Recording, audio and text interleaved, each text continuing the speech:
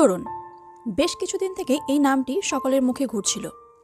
আমরা ইউটিউবে উত্তরণের ট্রেলারও দেখে নিয়েছিলাম। অবশেষে গত 26শে জানুয়ারি ওয়েব সিরিজটি রিলিজ করলো। তারপর আমরা প্রায় অনেকেই এটা দেখে ফেলেছি। যারা এখনও দেখেননি বা অথবা দেখব বলে ভাবছেন, তাদের জন্য আমি এই উত্তরণের গল্পটি খুব সংক্ষেপে আলোচনা করছি।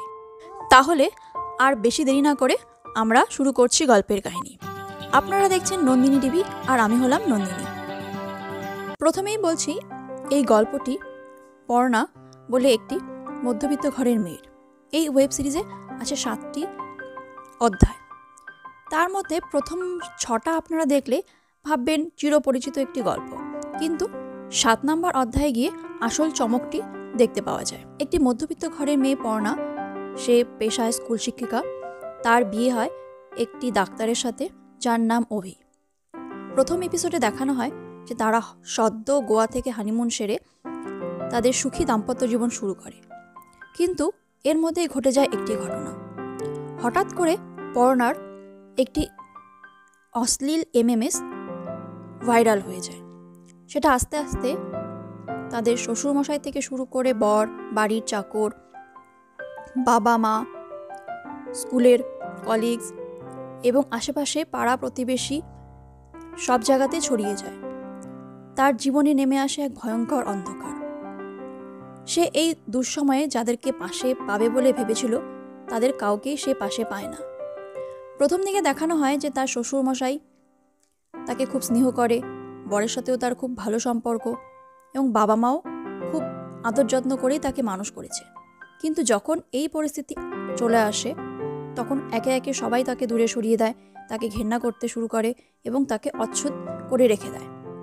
কিন্তু এই পরিস্থিতিতে সে তার শ্বশুরবাড়ির তরফ থেকে একমাত্র একজনকে তার পাশে পায়। সে হলো অভির কাকাতো ভাই নীলু। পর্ণা যে স্কুলে চাকরি করত, সেই স্কুলের 2জন কলিগও তার সঙ্গে খুব ভালো ব্যবহার করে, এবং এই দুঃসময়ে সে পাশে পায় আরেকজনকে। সে হলো তার ছোটবেলার বন্ধু সু। ঘটনাচক্রে আরও জানা যায় যে পর্ণার অতীত জীবনে একজন বয়ফ্রেন্ড ছিল, যার সঙ্গে তার শারীরিক সম্পর্কও ছিল, কিন্তু বিয়ের 3 বছর আগে তার ব্রেকআপ হয়ে যায়। পর্ণা এই সময় তাকেও কিছুটা সন্দেহ করে এবং তার সাথে দেখা করতে যায়, এবং সেখান থেকে সে জানতে পারে এই ভিডিওটি সে কিন্তু ছাড়েনি। সেই ছেলেটি একসময় তার মোবাইলটি সারাই করতে দেয়। সে সন্দেহ করে যে সেখান থেকে হয়তো ভিডিওটি লিক হয়েছে এবং ছড়িয়ে গিয়েছে। সেই ছেলেটিও তাকে বলে যে সে যদি লড়াই না করে তাহলে কিন্তু বেঁচে থাকতে পারবে না। অভির কাকাতো ভাই নীলু, সেও তাকে একই কথা বলে যে লড়াই করতে হবে, তাহলে সে বেঁচে থাকতে পারবে। প্রথম 6টি এপিসোড দেখে আপনারা মনে করবেন চিরপরিচিত চেনাশোনা কাহিনী, কিন্তু 7ম এপিসোডে গিয়ে আপনি কিছুটা চমকে যাবেন।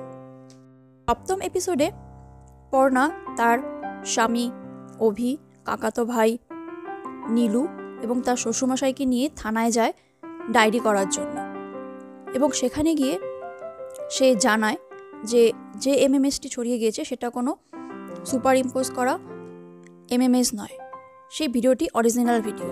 তার আগে একটি প্রেমিক ছিল এবং 3 বছর আগে তার সঙ্গে ওর ব্রেকআপ হয়ে যায়, এবং বহুদিনের সম্পর্ক ছিল ছেলেটির সাথে, এবং তার সাথে তার শারীরিক সম্পর্ক ছিল, এবং সেই ভিডিওটি তখন তাদের বয়স কম ছিল, সেই কারণে সে ভিডিওটি ডিলিট করেনি এবং ভুলবশত সেটি কিন্তু ছড়িয়ে যায়। এখানে পর্ণা জানায় যে তার বিদ্রোহ সমাজ ব্যবস্থার উপরে, যেখানে কারো প্রাইভেট কোনো জিনিস প্রাইভেট থাকতে দেওয়া হয় না, সেটা ছড়িয়ে দেওয়া হয় এবং সেটা নিয়ে হাসি ঠাট্টা, বিদ্রূপ, অপমান, চূড়ান্ত অবহেলা করা হয়। এই সমাজ ব্যবস্থায় তাদের মতন মেয়েকে খুব খারাপ দৃষ্টিতে দেখা হয় এবং একঘরে করে অচ্ছুত করে রেখে দেওয়া হয়। এই সমাজ ব্যবস্থার বিরুদ্ধে তার বিদ্রোহ। এখানেই গল্পটির নতুনত্ব। অন্যান্য গল্পগুলোতে আমরা দেখতে পাই যে এই রকম ক্ষেত্র হলে সেক্ষেত্রে কে নায়িকাকে ফাঁসানোর জন্য ভিডিওটি বের করেছে সেটা বের করা হয় এবং তা নিয়ে তদন্ত করা হয়। এই ওয়েব সিরিজটিতে সমাজের যে দিকটির কথা তুলে ধরা হয়েছে সেটি কিন্তু একদম বাস্তব।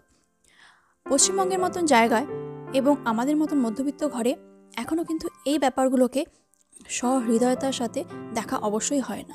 আমরা কিন্তু এখনও 1:1 সম্পর্কেই জড়িত আছি। এখনও কিন্তু আমরা অ্যাব্রডের মতো মানসিকতা তৈরি করে উঠতে পারিনি যে একটি মেয়ে একাধিক সম্পর্কে জড়িত থাকবে, তবুও তার পরিবারের লোকজন বা সমাজ তাকে সমাজচ্যুত করবে না, বা তার আগের প্রেমিকের সঙ্গে সম্পর্ককে সমাজ খুব ভালোভাবে মেনে নেবে। এটা কিন্তু বাস্তব। পর্ণা যে বিষয়টি তুলে ধরার জন্য চেষ্টা করেছে, সেই বিষয়টি কিন্তু এখনও আমাদের সমাজ মেনে নিতে পারবে না। আমাদের সমাজ আধুনিক হয়েছে, কিন্তু এতটাও আধুনিক হয়নি এখনও। আমাদের সমাজে সেক্স ভিডিও দেখতে সবাই পছন্দ করে, কিন্তু সেই সেক্স ভিডিওতে মেয়েটি যদি তাদের সমাজের বা তাদের পরিবারের কেউ হয়, তাহলে সকলেই সেই মেয়েটিকে ঘেন্না করে। এটাই আমাদের সমাজ ব্যবস্থা। আমরা কিন্তু এই সমাজ ব্যবস্থার ঊর্ধ্বে নিজেদের মনকে এখনও নিয়ে যেতে পারিনি। তাই আমার মতে এই ওয়েব সিরিজটি সামাজিক দিক থেকে কোনো ভালো বার্তা বহন করতে কিন্তু পারিনি, বরঞ্চ সমাজের খারাপ দিকটি তুলে ধরেছে। এই ওয়েব সিরিজে যদি আমরা অভিনয়ের দিকটা চিন্তা করি, তাহলে পর্ণার রূপে মধুমিতা কিন্তু খুব ভালো যে অভিনয় করেছে সেটা আমি বলতে পারছি না, কারণ অনেক জায়গায় তার অভিনয়কে কৃত্রিম বলে মনে হয়েছে। এবং আনুষঙ্গিক আরও যে সমস্ত চরিত্র আছে, যেমন পর্ণার স্বামী অভি, তার কিছু আচরণও অনেক ক্ষেত্রেই কৃত্রিম বলে মনে হয়েছে। তাই সব দিক বিচার করলে এই ওয়েব সিরিজটি যে খুব ভালো একটা ওয়েব সিরিজ সেটা কিন্তু বলা যাচ্ছে না। আপনাদের কি মত অবশ্যই কমেন্ট করে জানাবেন। তাহলে আজ এখানেই শেষ করছি। যদি ভিডিওটি ভালো লাগে তাহলে অবশ্যই লাইক করবেন, এবং আপনি যদি এই চ্যানেলে প্রথমবার হয়ে থাকেন তাহলে অবশ্যই চ্যানেলটি সাবস্ক্রাইব করবেন। আবার দেখা হবে অন্য একটি গল্প নিয়ে। ততদিন ভালো থাকবেন, সুস্থ থাকবেন। নমস্কার।